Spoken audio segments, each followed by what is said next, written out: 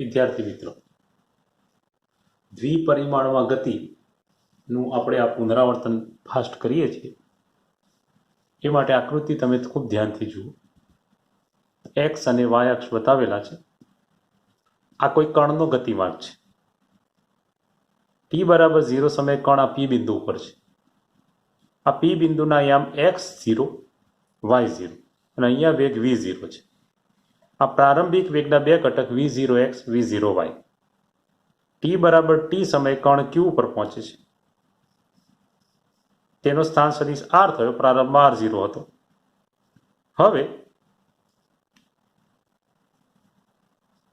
આ ક્યુ બિંદુના યામ x અને y છે. અહીંયા વેગ v છે, એના બે ઘટક vx અને vy છે. અહીંયા આગળ આપણે એટલું યાદ રાખવાનું છે, કણ અચળ પ્રવેગી ગતિ કરે છે, પ્રવેગ બદલાતો નથી. એટલે એ બરાબર અચળ આપણને યાદ હોવું જોઈએ. આ અચળ પ્રવેગનું મૂલ્ય એ બરાબર ax પ્લસ ay. અહીંયા આગળ દરેકના બબ્બે ઘટક છે મિત્રો, દરેકના બબ્બે ઘટક છે.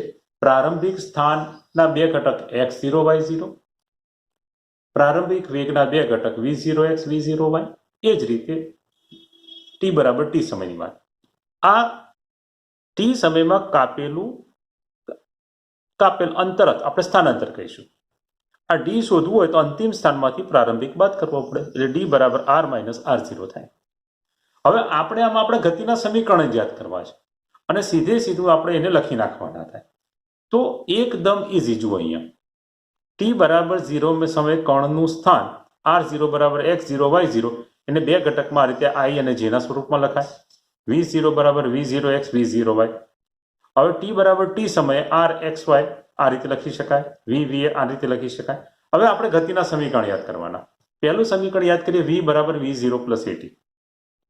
તો આ v ના બે ઘટક vx vy, આના બે ઘટક. હવે એના બે ઘટક પાડો એટલે vx અને vy તૈયાર થઈ જાય. એ જ રીતે ડી બરાબર v0t plus 1/2 at square. D બરાબર r માઇનસ r0 મૂકો અને પછી r ને કરતા બનાવો. તો r બરાબર r0 v0t plus 1/2 at square. હવે દ્વિપરિમાણમાં ગતિમાં આ બે સમીકરણનો જ ઉપયોગ થાય છે. 2ad બરાબર v સ્ક્વેર માઇનસ v0 સ્ક્વેરનો ઉપયોગ થતો નથી. આ એક બેઝિક નોલેજ આપણા મનમાં હોવું જોઈએ, કારણ કે એમાં v square minus v0 square i અને j ના સ્વરૂપમાં હોય એટલે આપણે લખી શકીએ નહીં. બરોબર છે? તો આટલી વસ્તુ તમને ખબર પડી ગઈ હોય તો આ જુઓ, આ સમીકરણ અને આ સમીકરણ x અને y ઘટક તમારા મનમાં બિલકુલ યાદ હોવા જોઈએ. હવે આપણે આ વસ્તુને એક બે દાખલા દ્વારા સ્પષ્ટ કરીએ છીએ. બે દાખલા લઈને આપણે આ સ્પષ્ટ કરીએ છીએ. આમ તો મિત્રો આજે આપણે લાઈવ લેવાનું હતું, પણ થોડી ટેકનિકલ એરર હતી એટલે હું લઈ શક્યો નથી. એટલે વિડીયો બનાવવા બેઠો હતો અને બનાવીને તમને મોકલું છું. હવે મિત્રો દાખલો કંઈક આ રીતનો છે. હવે દાખલાની રકમ તમારે સાંભળવાની, નોટ પેન લઈને બેસવાનું અને લખતા જવાનું, કારણ કે આની કોઈ નોટ્સ કે એવું જલ્દી મળશે નહીં તમને. મારા માથે લોડ બહુ છે. 11, 12 અને 13, તમે 13મા વાળા છો અને આ લેક્ચર 12મા વાળા પણ જોવાનું.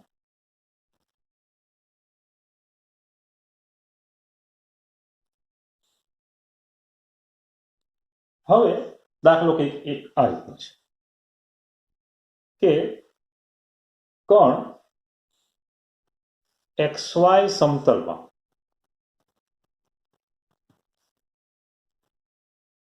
a બરાબર 3i પ્લસ 4j મીટર પ્રતિ સેકન્ડ સ્ક્વેરના પ્રવેગ અને 6i પ્લસ 8j ના પ્રારંભિક વેગથી ગતિ કરે છે. તો ટી બરાબર 2 સેકન્ડે વેગ, સ્થાન સદિશ શોધો.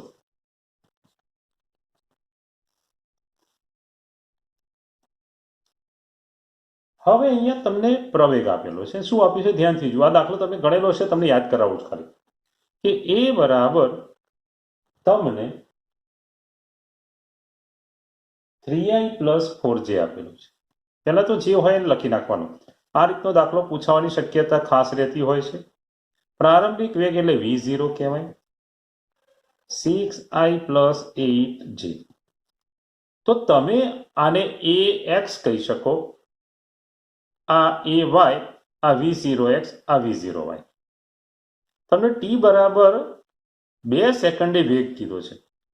હવે જો આપણે v બરાબર આ સૂત્ર સીધું પણ લખી શકીએ છીએ, v0 પ્લસ at. તો v0 6i plus 8j plus a 3i plus 4j, અને t બરાબર આપણને 2 કીધું છે તો 2 અહીંયા મૂકી દઈએ. આનું સાદુરૂપ આપવાનું, 6i plus 8j plus 6i plus 8j. બરોબર છે. તો 6 ને 6 કેટલું થશે? 12i. તો 12i પ્લસ 16j. આ વેગનું સૂત્ર બન્યું. આ વેગનું સૂત્ર બન્યું. હવે તમે જો વેગનું મૂલ્ય કીધું હોય તો માનાંકમાં v બરાબર 12નો વર્ગ વત્તા 16નો વર્ગ કરીને તમે લાવી શકો છો. આ તમારા માટે મૂકી દીધું મેં તમને. બરોબર છે. હવે એનું સ્થાન શોધવાનું કીધું છે. હવે અહીંયા વધારાની માહિતીમાં કહું તો પ્રારંભિક સ્થાન r0 બરાબર 0 છે. તો r બરાબર r0 પ્લસ v0t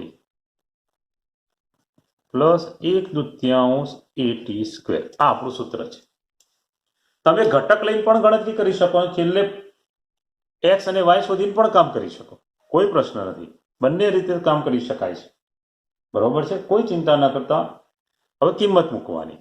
r બરાબર v0 તો 6i પ્લસ 8j t 2 વડે ગુણવાનું છે, 1/2 3i પ્લસ 4j અને t નો વર્ગ ગુણ્યા 4. તો 6 દુ 12i, 8 દુ 16j. જોતા જજો, બોલ ચૂક લેવી હતી, 2 ભાગ ચાલી ગયો 2, તો ફરી પાછું 6i પ્લસ 8j. તો 12 ને 6 18i પ્લસ 16 ને 8 24 મીટર. આ તમારું સ્થાન સદિશનું સૂત્ર થયું. તો આ તમારો x યામ કહેવાય, x. તો x બરાબર 18 મીટર. આ તમારું y કહેવાય, તો y બરાબર 24 મીટર. તો ઉગમ બિંદુથી x દિશામાં 18 મીટર કોણ આગળ ગયો? બરોબર છે. અને y દિશામાં 24 મીટર આગળ ગયો એવું આપણે કહી શકીએ. એવું આપણે કહી શકીએ. બરોબર છે. એકદમ સિમ્પલ દાખલો મેં તમને આપ્યો.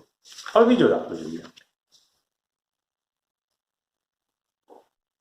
XY સમતલમાં ગતિ કરતા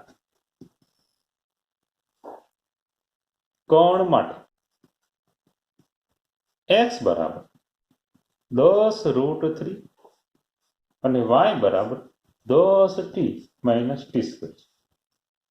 તો કણનો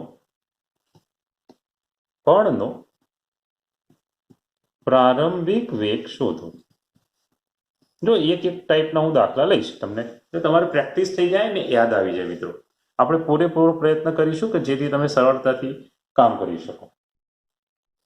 તો જો આ દાખલામાં આપણે 2 ઘટક પાડી દઈએ, tan√3t.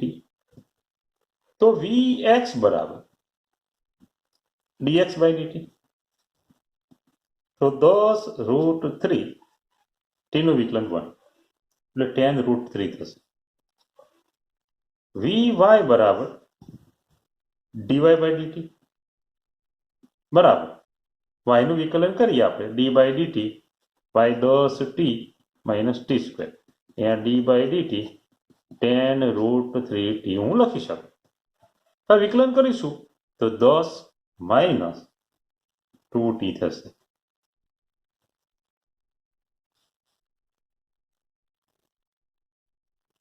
હવે મિત્રો, આ vx અને vy નું સૂત્ર તૈયાર થઈ ગયું.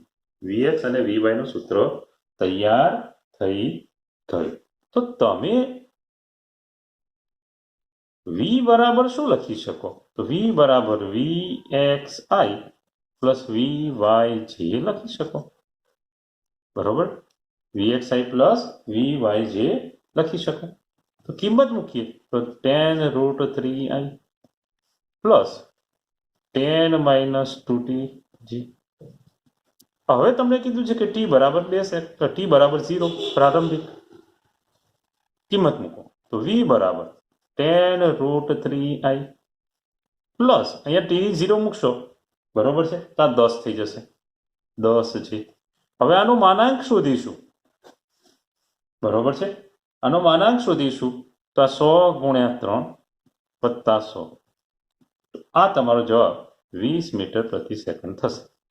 આ v0 છે, જુઓ v0 છે, એકદમ સિમ્પલ દાખલો હતો. v0 આપણાથી આરામથી ગણી શકીએ, કોઈ તકલીફ પડે નહીં, કોઈ તકલીફ પડે નહીં.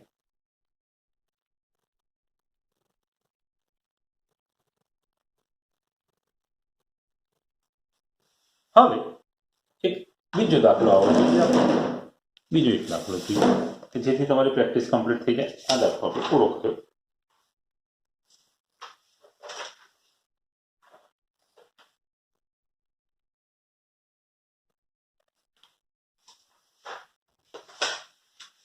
તમે તમારી જોડે જે મટીરિયલ પડ્યું હોય એ પણ જોજો.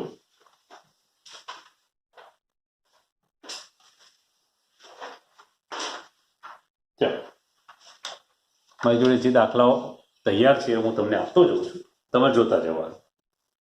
અહીંયા આગળ r બરાબર alpha TI minus beta T square જે, જ્યાં આલ્ફા અને બીટા અચળાંક છે, તો વેગ અને પ્રવેગ શોધવાનું કીધેલું છે. ઝડપથી દાખલાઓ પૂરા કરીશું. v બરાબર dr બાય dt, આ સમીકરણનું વિકલન કર્યું. આ ટી નું વિકલન 1 થશે, આનું 2t થશે, અને આગળ માઇનસ છે, બરોબર છે. આલ્ફા અચળ છે એટલે 12 આવી ગયું, તો આલ્ફા આ બીટા તો હતું જ, એટલે 2 બીટા ટી છે, આ વેગનું સૂત્ર થઈ ગયું. હવે જો આનું મૂલ્ય શોધવાનું કહે તો આ રીતે તમે સરળતાથી શોધી શકો. પછી તમને જે કંઈ સમય આપ્યો હોય એની કિંમત શોધવાની કહે તો તમે આરામથી કામ કરી શકશો, તમે આરામથી કામ કરી શકશો. પ્રવેગ કે તો આ સૂત્રનું ફરી વિકલન કરવાનું. આલ્ફાની જોડે ટી નથી એટલે એનું વિકલન 0 થઈ જશે. આ 2 બીટા એમને એમ રહેશે, ટી નું વિકલન 1 થઈ જશે, તો એ બરાબર -2 બીટા જે થશે. અને મૂલ્ય શોધવાનું કે તો 2 બીટા તમને મળી જશે, મૂલ્ય શોધવાનું કે તો 2 બીટા તમને મળી જશે. તો આ એક પદ્ધતિ થઈ. હવે કોઈક વખતે એ ગ્રુપવાળાને અહીંયા ગતિપથનું સમીકરણ શોધવાનું છે. હવે એક્સ અને વાય ઘટક છે આપણી જોડે. જુઓ, આની અંદર આ એક્સ ઘટક છે, આ વાય ઘટક છે. જ્યારે ગતિપથનું સમીકરણ શોધવાનું કેમ મિત્રો, ત્યારે સમજવાનું કે તમારે ટી નો લોપ કરવાનો છે. ધ્યાનથી સમજો, ટી નો લોપ કરવાનો. કોનો લોપ કરવાનો? ટી નો. સમીકરણ વાય અને એક્સ નું બની જાય તો એ ગતિપથનું સમીકરણ થાય. આ જ દાખલામાં આપણે ગતિપથનું સમીકરણ પણ જોઈ લઈએ. હું ઝડપથી જઈશ. એક્સેપ્ટ સ્વીકારી લેવાનું તમારે. આ એ જ સૂત્ર છે, જુઓ, આલ્ફા ટી. હવે આમાં આ તમારો એક્સ ઘટક આલ્ફા ટી, વાય ઘટક બીટા ટી સ્ક્વેર માઇનસ છે, તો માઇનસ રાખવાનું. હવે આ સૂત્ર એક્સ બરાબર આલ્ફા ટી માંથી એક્સ ને જ અને ટી ને કરતા બનાવીએ તો ટી બરાબર એક્સ અપોન આલ્ફા થાય. એટલે એક્સ અને વાય ના સમીકરણમાંથી કોઈ એક સમીકરણમાંથી ટી શોધવાનું, એ ટી ની કિંમત બીજા સમીકરણમાં મૂકી દેવાની. તો આ ટી ની કિંમત અહીંયા મૂકી દઈએ આપણે, તો વાય બરાબર minus beta x upon alpha square. તો વાય બરાબર માઇનસ બીટા એક્સ સ્ક્વેર છેદમાં આલ્ફા સ્ક્વેર. તો આ જે મેથ્સ વાળા છોકરાઓ છે એમને ખબર પડી ગઈ કે આ ગતિપથનું સમીકરણ બરોબર છે, બરોબર છે. વર્ગ વાળું વિધેય હોય એટલે પરવલય છે, બરોબર છે. હવે પરવલય એટલે કણનો ગતિપથ પરવલય છે, અને મેથ્સ વાળા તો કહી શકશે કે પરવલય કઈ બાજુ છે, ઉપર ખુલે છે કે નીચે ખુલે છે, એવું કે પૂછે તો એ લોકો એની રીતે જવાબ લખી શકે છે. તો આવું કોઈ ગતિપથનું સમીકરણ કે તો પણ તમને આવડવું જોઈએ. તો એક આ પ્રકારનો દાખલો હતો, એટલે તમારા મનમાં એ બેસી ગયો હશે મિત્રો. થોડુંક ઝડપી કામ કરીશ એટલે થોડુંક ગભરાયા વગર બેસવાનું, બરોબર છે. આવડી જાય એવું જ છે, આવડી જાય એવું જ છે. હવે બીજો એક દાખલો જોઈએ આપણે. મારી જોડે જેટલી અવેબિલિટી હશે દાખલાઓની એટલા હું તમને બધા પ્રેક્ટિસ કરાવી દઈશ, બરોબર છે. એટલે ચિંતા કરવાની નહીં.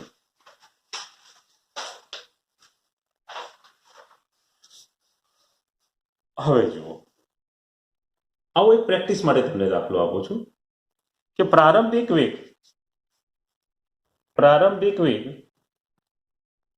3i + 4j છે.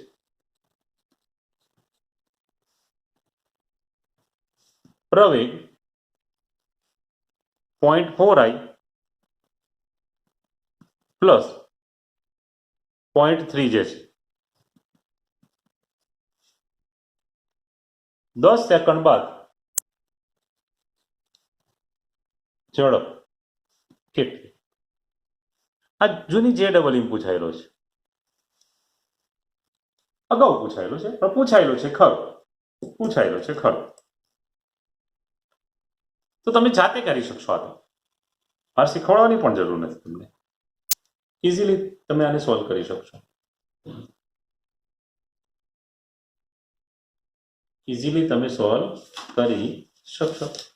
તો પ્રશ્ન જેવું જ નથી આમાં કે v બરાબર v0 + at. આ સૂત્ર આપણું. તો 3i + 4j + 0.4i + 0.3j ને 10 વડે ગુણી નાખવાનું.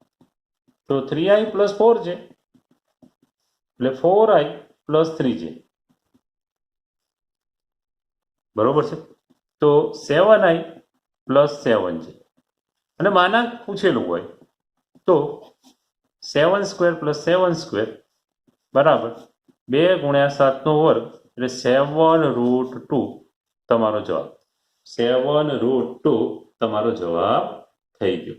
આમાં ક્યાંય કોઈ તકલીફ જેવું નથી, બરોબર છે. આમાં ક્યાંય કોઈ તકલીફ જેવું નથી મિત્રો. હવે આપણી જોડે એ ગ્રુપવાળા વિદ્યાર્થીઓ વધારે હોય છે. હવે એમના માટે એક વધારાનો દાખલો હું આપું છું. આ ઘણા એ જે નીટ માટે તો બહુ સારો દાખલો છે. નીટ માટે ખૂબ સારો દાખલો છે.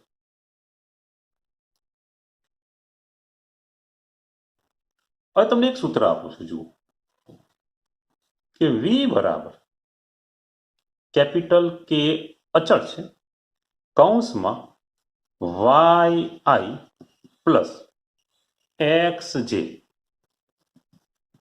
જ્યાં K બરાબર અચળ. તો ગતિપથનું સમીકરણ મેળવો. ગતિપથનું સમીકરણ મેળવો.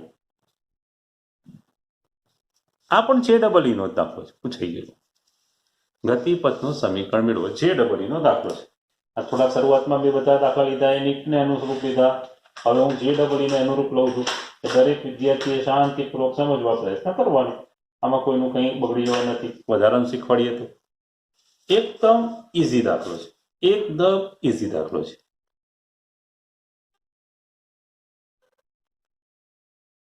હવે આ v ને આપણે આ રીતે લખી દઈએ. v બરાબર KYI + KXJ. હવે આપણી જોડે v બરાબર શું છે?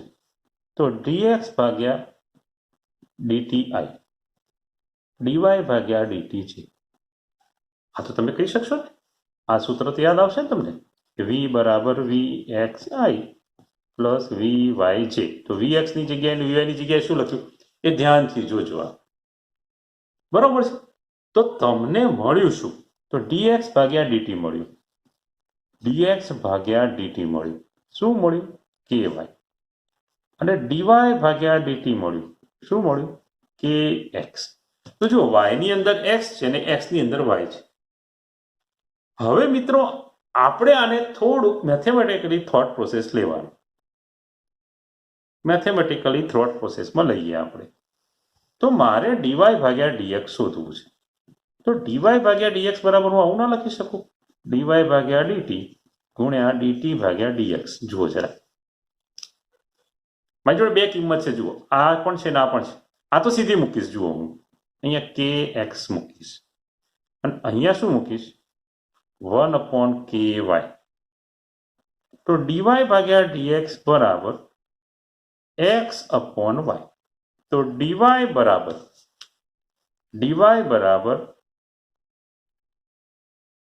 અને વાય ડીવાય બરાબર એક્સ ડીએક્સ. જુઓ જરા આટલું બન્યું. બની તમારું જુઓ સમીકરણ બન્યું. હવે બંને બાજુ મેથ્સ વાળા ખાસ જોજો સંકલન કરતા. તો સંકલન વાય ડીવાય બરાબર સંકલન એક્સ ડીએક્સ અને અહીંયા અચળાંક મૂક્યો. આ અચળ છે સંકલનનો, આ સંકલનનો અચળ છે. તો આ શું થઈ ગયું? વાય સ્ક્વેર બરાબર X square plus C. Y square બરાબર એક્સ સ્ક્વેર પ્લસ સી. હવે આ કોનું સમીકરણ છે, કયો આલેખ છે એ તમે જાતે નક્કી કરજો. મારે જે કહેવાનું હતું એ મેં તમને કહી દીધું. તો જુઓ આ દ્વિપરિમાણમાં ગતિ માટેના જે કંઈ દાખલા શક્ય હતા એ બધા જ મેં તમને જેટલા હતા મારાથી શક્ય એટલા બતાવી દીધા. બધા તો મેં તમને બતાવ્યા નથી, પણ તમને ક્યાંક આવા પૂછાય દેખાય તો તમે આરામથી આને ગણી શકશો. કોઈ જગ્યાએ ખૂણો પૂછાય તો વાય ઘટક ભાગ્યા એક્સ ઘટક તમે કરી શકો છો. બરોબર છે? તો આ વસ્તુ તમારે યાદ રાખવાની છે, આટલી વસ્તુ. બરોબર. હવે આપણે આગળ વધીએ. હવે જે વાત કરવાની છે પ્રક્ષિપ્ત ગતિની કરવાની છે. આપણે હવે પ્રક્ષિપ્ત ગતિની ચર્ચા કરવા તરફ જઈએ. તો પ્રક્ષિપ્ત ગતિ થોડીક મગજમાં યાદ રાખો. દ્વિપરિમાણમાં ગતિની ચર્ચા કરીએ ને તો આજે ચલાવ્યું એટલું. પછી સદિશોની વસ્તુ આવે. હવે સદિશો વિશે તમને બધું ડોટ પ્રોડક્ટ અને ક્રોસ પ્રોડક્ટ યાદ હોવું જોઈએ. બરોબર છે? હા.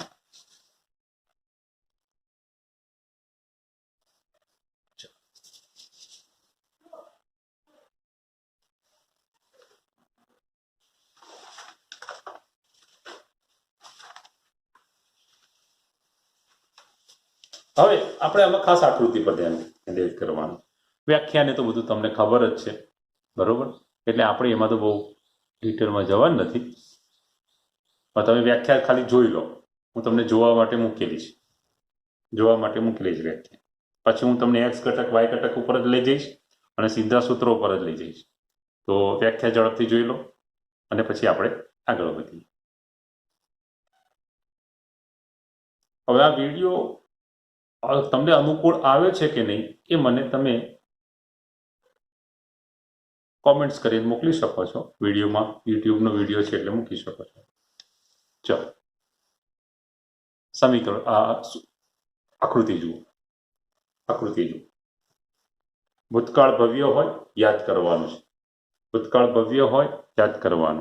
ટી બરાબર 0 સમય કણ ઉગમ બિંદુ પર છે. ખૂણો છે θ0. આ એનો પ્રારંભિક વેગ v0 ના બે ઘટક. બરોબર. આ θ0 ની સામે સાઇન હોય એને અહીંયા દોરવાનું. એટલે આ સાઇન ઘટક છે. જુઓ આ સાઇન ઘટક છે. પાસે કોસ ઘટક છે. તો પ્રારંભિક વેગના બે ઘટક છે. આ v0 cos θ, v0 sin θ. Theta પણ લખી શકીએ. θ0 એનાથી કોઈ ફરક નથી. હવે આ કણ પદાર્થ ગતિ કરતો કરતો ઉપર જાય. જેમ ઉપર જાય એ ગતિ દરમિયાન આ ઘટક ઉર્ધ્વ ઘટક ઘટે. આ ઘટક અચળ રહે. કારણ તમને યાદ હોવું જોઈએ. વેગનું મૂલ્ય ક્યારે બદલાય? તો પ્રવેગની હાજરી હોય ત્યારે. વેગ અને પ્રવેગ વચ્ચેના સંબંધ થોડાક તમને યાદ કરાવી દો, કારણ કે એ તમને યાદ નહીં આવે તો તમે ગૂંચવાઈ જશો. જુઓ આ સંબંધ છે બધા. ધ્યાનથી જુઓ. પહેલામાં તમને ખબર પડશે કે પ્રવેગ અને વેગ એક જ દિશામાં હોય તો પ્રવેગ વેગનું મૂલ્ય વધારે. બીજામાં તમને ખબર પડશે કે વેગ અને પ્રવેગ પરસ્પર વિરુદ્ધ હોય તો પ્રવેગ વેગનું મૂલ્ય ઘટાડે. અને ત્રીજો સૌથી અગત્યનો, પ્રવેગ અને વેગ પરસ્પર લંબ હોય. પ્રવેગ અને પરસ્પર લંબ હોય ત્યારે આ વેગ ઉપર પ્રવેગની અસર શું? તો એ વેગનું મૂલ્ય ના બદલી શકે, પદાર્થના ગતિમાર્ગની દિશા બદલી શકે. તો જ્યારે પ્રવેગ વેગને લંબ હોય ત્યારે એ પ્રવેગ પદાર્થનો વેગ બદલતો નથી, એનો ગતિમાર્ગ બદલે છે, ગતિમાર્ગની દિશા બદલે છે. બરોબર છે? તો આ 3 મુદ્દા યાદ હોવા જોઈએ. હવે આ આકૃતિ પર આવી જાઓ પાછા. હવે આ આકૃતિ પર પાછા આવી જાઓ. જુઓ, અહીંયા ગુરુત્વ પ્રવેગ છે આપણો એ બરાબર માઇનસ છે, નીચે તરફ છે. આ પ્રવેગ આ વેગની વાય દિશાના વેગની વિરુદ્ધમાં છે. એટલે આ પ્રવેગ, ગુરુત્વ પ્રવેગ આ ઉર્ધ્વ દિશાના વેગને ઘટાડશે, જ્યારે આ સમક્ષિતિજ વેગને એ તો લંબરૂપે છે. આ બંને પરસ્પર લંબ છે, એટલે આનું એ મૂલ્ય નહીં બદલી શકે. પણ એની અસર શું થઈ કે કણ જે આમ સીધો જવો જોઈતો હતો એ સીધો ન જતા આમ વક્ર માર્ગે ગતિ કરે છે, એટલે ગતિમાર્ગની દિશા બદલી કાઢે. આ બંને પરસ્પર લંબ છે, માટે ગતિમાર્ગની દિશા બદલે. આ અને આ પરસ્પર વિરુદ્ધ છે, એટલે એનું મૂલ્ય ઘટે છે. તો જોઈએ આ કોઈ એક ટી સમયે બતાવ્યું છે. તો આ એક્સ દિશાનો વેગ, સમક્ષિતિજ વેગ તેનો તે જ છે, એમાં કોઈ ફેરફાર નહીં. આ ઉર્ધ્વ વેગ ઘટ્યો છે. જુઓ,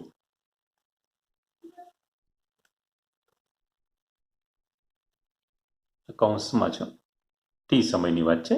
આમાં કશું v0 cos θ 0 છે, ટી નથી. બરોબર? આ ઘટકમાં શું થયું જુઓ. કેમ આવું? તો ગતિનું સમીકરણ છે v બરાબર v0 પ્લસ એટી.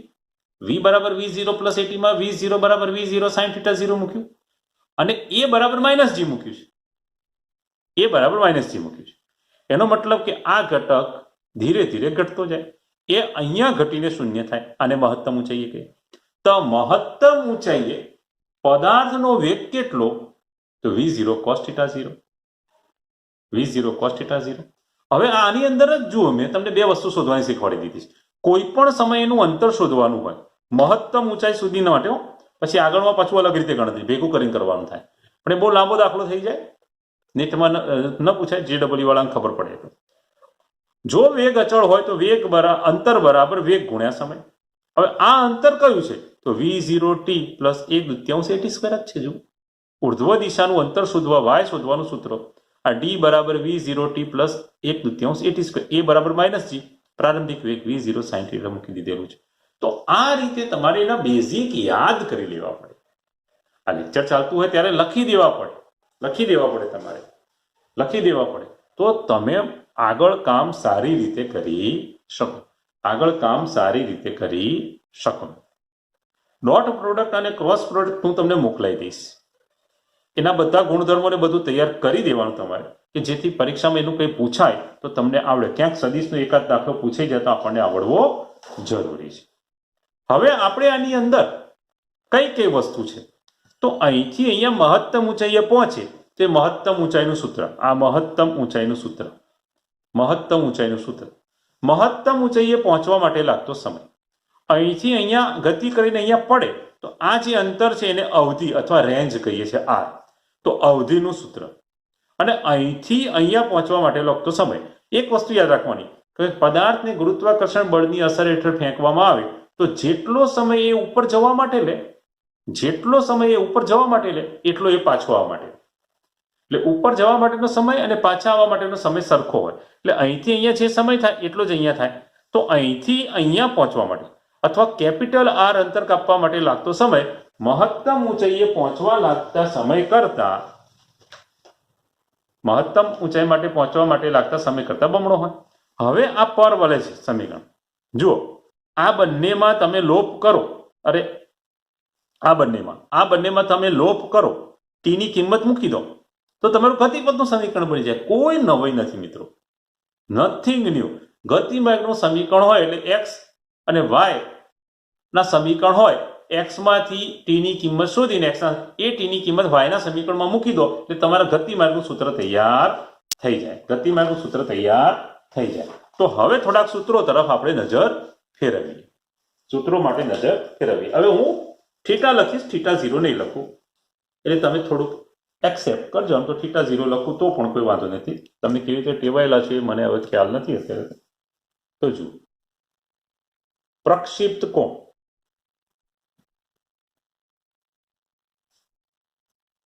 ચલો θ 0 જ રાખીએ.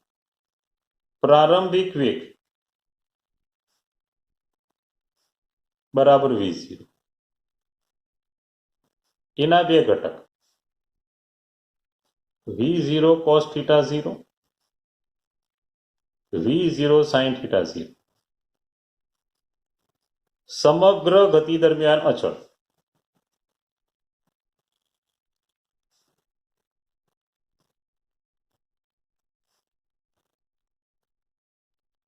આ બદલાય મહત્તમ ઊંચાઈ સુધી ઘટીને શૂન્ય થાય મહત્તમ ઊંચાઈ સુધી ઘટીને શૂન્ય થાય પછી પદાર્થ નીચે આવે ત્યારે વધીને મહત્તમ થાય વધીને મહત્તમ થાય બરોબર છે બે વેગના સૂત્રો તૈયાર થઈ ગયા હવે ટી બરાબર ટી સમયે x બરાબર v0 cos θ 0 ઇન્ટુ ટી ને y બરાબર v0 sin θ 0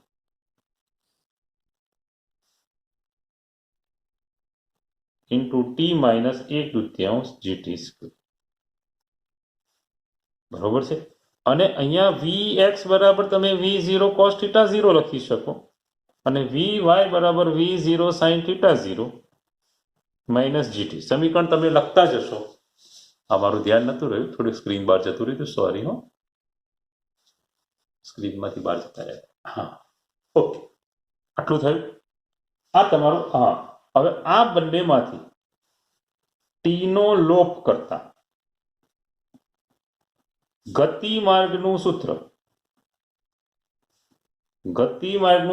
હમણાં તમને ટી નો લોપ કરતા શીખવાડ્યું y બરાબર tan θ 0 x minus gx square છેદમાં 2v0 સ્ક્વેર cos સ્ક્વેર θ 0 આ તમારું ગતિમાર્ગનું સૂત્ર તૈયાર થઈ ગયું બરોબર છે એ પરવલયનું સમીકરણ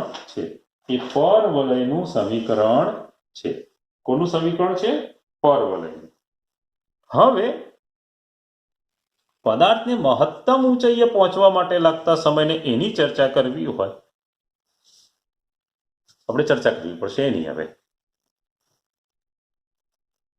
પદાર્થ ત્યાં ફેંકીએ આપણે તો આ મહત્તમ ઊંચાઈ h કહેવાય બરોબર છે અહીંયા પહોંચવા માટે જે સમય લાગે th અને અહીંયા પહોંચે ત્યારે આને અવધિ r અને એ માટેના સમયને tf ફ્લાઇટ ટાઈમ અથવા ઉડ્ડયન સમય કહીએ તો અહીંયા tm કહીશું આપણે tm તો મહત્તમ ઊંચાઈ એ પહોંચવા લાગતો સમય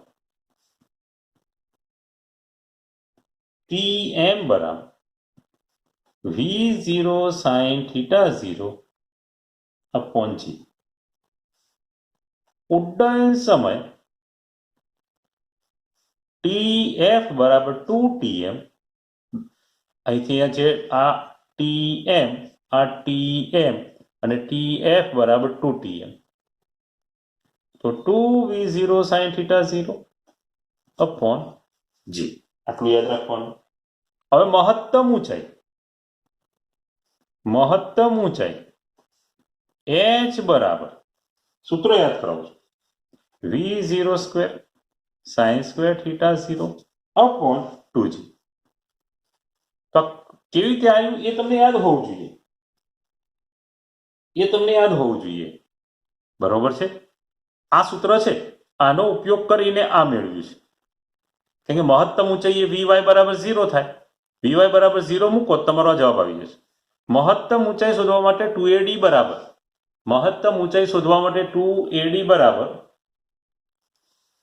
2ad બરાબર v square minus v0 square સૂત્રનો ઉપયોગ કરાય બરોબર છે એમાં પ્રારંભિક વેગ ઉર્ધ્વ દિશાનો જ લેવાય અને આ સૂત્ર મેળવવું હોય તમારે તો તમે આ સૂત્રનો ઉપયોગ કરીને હવે કે થિયરી તો કરવાની નથી પણ આ તો યાદ કરાવું છું h નું સૂત્ર તૈયાર થઈ ગયું તમારું h નું સૂત્ર તૈયાર થઈ ગયું બરોબર છે tf પણ તૈયાર થઈ ગયું હવે અવધિ r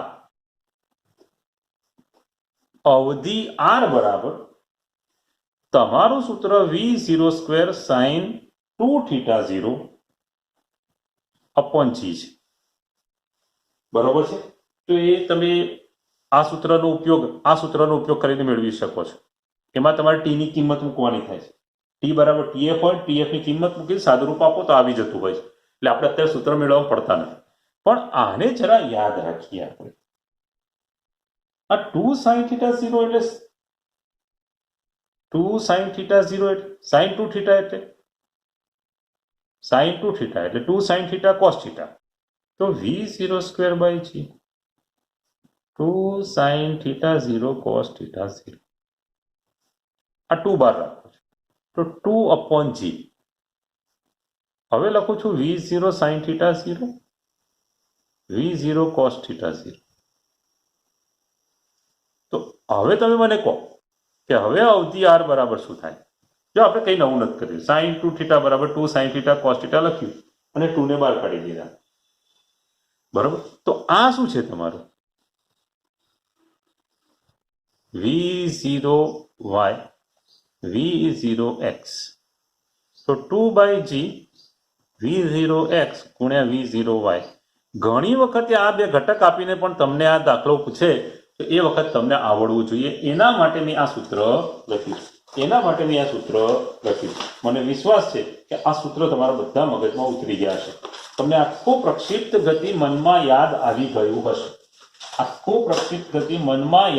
ગયું હશે. ના યાદ આવ્યું હોય તો ફરી તૈયાર કરજો ને વિચારજો. હું બીજું વિશેષ તો આની અંદર કંઈ નહીં કહી શકું. તમને બીજું કંઈ કહી શકું નહીં, બરોબર છે.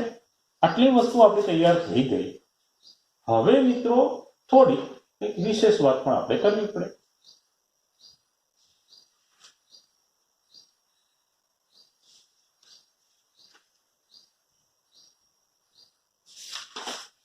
હવે વધારાની થોડીક વાત કરતા જઈએ. હું જરા શ્વાસ લઈ લઉં. એક ધારું 35 થી 37 મિનિટ એક ધારું લેક્ચર બનાવ્યું છે મેં, વચ્ચે બ્રેક પણ નથી લીધો મેં. ઓકે, હવે મિત્રો આપણી જોડે આર અને એચ ના સૂત્રો તૈયાર થઈ ગયા. આ આર અને એચ ના સૂત્રો જે દેખાય છે મિત્રો, આ આર અને એચ. હવે એનો આપણે ભાગાકાર કરીને કામ કરવું છે. તો H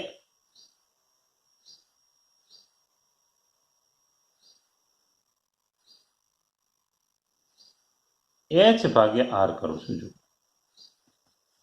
v0 square sin square 2θ0 upon 2g v0 square by g 2 sin θ0 cos θ0 v0 square by g ગયું. h ભાગ્યા આર બરાબર આ એક સાઇન જતું રહ્યું, sin θ0 અપોન cos θ0 ગુણ્યા આ બે છેદમાં એટલે 1/4. તો 4h અપોન આર બરાબર tan θ0. આ યાદ રાખવાનું છે. tan θ0 બરાબર 4h અપોન આર આપણને યાદ આવી જવું જોઈએ. tan θ0 બરાબર 4h અપોન આર આ જુદા જુદા દાખલાઓ ગણવા માટે ઉપયોગી થતું હોય છે. જુદા જુદા દાખલાઓ ગણવા માટે આપણને ખૂબ સારું એવું ઉપયોગી થતું સૂત્ર છે. હવે એક બે ત્રણ વસ્તુ યાદ રાખવા. મેં તમને શીખવાડેલું છે કે sin 37 અને cos 37 ની કિંમત યાદ રાખવા. sin 37 એટલે 3/5, cos 37 એટલે 4/5. તમને યાદ કરાયેલું છે કારણ કે આ પ્રક્ષિપ્ત ગતિના દાખલાઓમાં ક્યાંક આની જરૂર પડતી હોય છે. આ θ બરોબર છે, આ 37, આ 90 બરોબર છે. તો આ તમે કહી શકશો કે 53. તો sin θ એટલે સામેની બાજુ ભાગ્યા કોણ એટલે જો આ લખાઈ ગયું.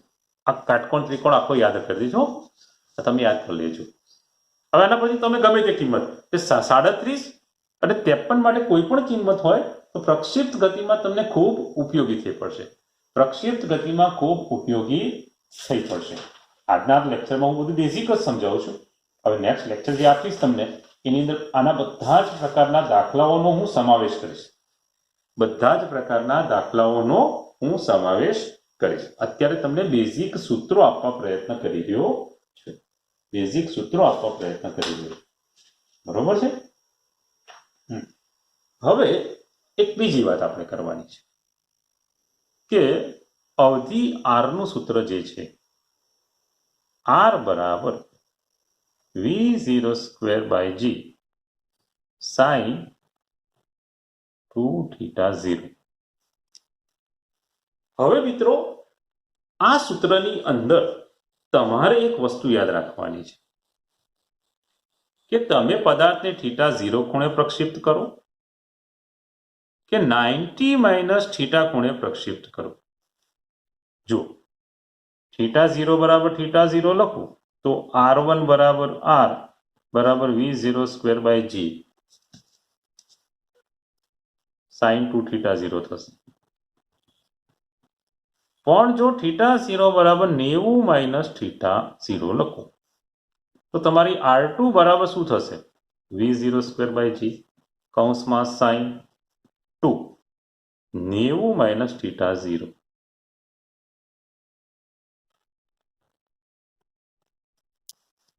હવે તમે આનું સાદુરૂપ આપશો તો આ 90 180 થશે. v0 square by g sin 180 - 2θ0. તો આનું ગણિત વાળા તરત જ સમજે કે 180 - તો બીજું ચરણ આવ્યું અને પ્લસ જ રહે, સાઈન ટુ સાઈન જ રહે. તો આ v0 square by g sin 2θ0 થાય. તો આનો અર્થ એ લેવાનો કે θ0 અને 90 - θ0 માટે અવધિ સમાન આવે. એટલે આપણી જોડે બે ખૂણા એવા હોય કે જેના માટે અવધિ સમાન આવે. હવે આ બંનેનો તમે સરવાળો કરશો ને તો જવાબ 90 થાય. એટલે જે બે ખૂણાનો સરવાળો 90 થાય એ બંને માટે અવધિ સમાન આવે. તો જુઓ 20 કહું તો સામે 70. આ બંનેની અવધિ સમાન. પ્રક્ષિપ્ત કોણ 20 રાખો કે 70. તો એ વખત શું થાય કે 20 રાખવું એટલે ઉપર આમ જાય નહીં પડે. આ 20 માટે, આ 70 માટે, બંનેમાં અવધિ સમાન. 30 રાખવું તો 60. એટલે પરીક્ષાની અંદર ફટ દઈને જવાબ લખી જવું જોઈએ. આ નીટ વાળા માટે આવા નાના નાના દાખલા બહુ અગત્યના હોય. આવા નાના નાના દાખલા તમને આવડવા જોઈએ. બીજી વિશેષ આમાં કોઈ મગજમારી કરવાની રહેતી નથી.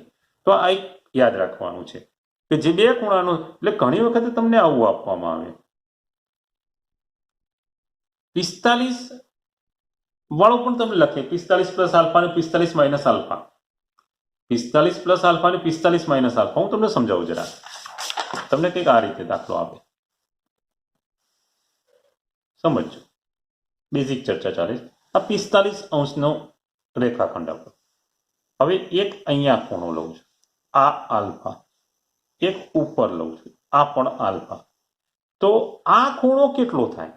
તો આ ખૂણો આ 45 માઇનસ આલ્ફા થાય. અને આ ખૂણો કેટલો થાય? તો 45 પ્લસ આલ્ફા. હવે આ બંનેનો સરવાળો કરો, 90 થશે. તો 45 માઇનસ આલ્ફા હોય કે 45 પ્લસ આલ્ફા હોય તો બંને માટે અવધિ તમારી સમાન આવશે. એ તમારે યાદ રાખવાનું છે. એ તમારે યાદ રાખવાનું છે. એ તમને યાદ જ રહેવું જોઈએ. એમાં ભૂલ થવી જોઈએ નહીં. એમાં ભૂલ થવી જોઈએ. તો બેઝિક મગજમાં બેસી ગયું હશે. સાહેબે શું કીધું એ પણ તમારા ક્લિયર કટ માઇન્ડમાં આવી જ ગયું છે. બરોબર. હવે તમને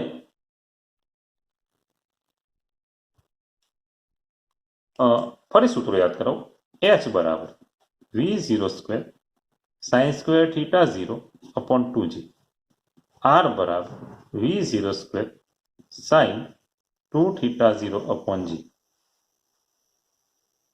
હવે h અને r ને સરખાવવાનું પણ પૂછે. હવે તમે અહીંયા h બરાબર r કરો. ચલો h બરાબર r કરો. હવે આ તમને આ સૂત્ર યાદ હોય ને તો એકદમ ઈઝી થઈ જાય. આ સૂત્રનો ઉપયોગ બહુ ઈઝી પડશે. જુઓ tan θ 0 બરાબર 4h upon r આમાં તમે h બરાબર r મૂકો તો tan θ 0 બરાબર 4h h ની જગ્યાએ r ઉડી ગયા તો θ 0 બરાબર tan ઇનવર્સ 4 પ્રક્ષિપ્ત કોણ ડાયરેક્ટ મળશે પ્રક્ષિપ્ત કોણ ડાયરેક્ટ મળશે હવે કોઈક વખત તમને સરસ પણ કહેવું કે r બરાબર 4h r બરાબર 4h છે તો પ્રક્ષિપ્ત કોણ કેટલો તો તમે સૂત્રમાં ડાયરેક્ટ કિંમત મૂકી શકો છો tan θ 0 બરાબર 4h upon r ની જગ્યાએ 4h ગયા 1 tan θ 0 1 એટલે θ 0 બરાબર 45 અંશ ના હોય તો આવું ઇન્વર્સ સ્વરૂપ લખાય અહીંયા √3 અને 1 upon √3 લઈને 30 અને 60 પણ હું જવાબ લાવી શકું એટલે તમે 30 અને 60 નો જવાબ જાતે બનાવી શકો છો બરોબર ખ્યાલ આવી ગયો છે પ્રક્ષિપ્ત કોણની વાત હોય શોધવાનું તો આ સૂત્ર તમારું માસ્ટર ઇક્વેશન બની શકે છે તો એ તમને આવડવું જોઈએ મિત્રો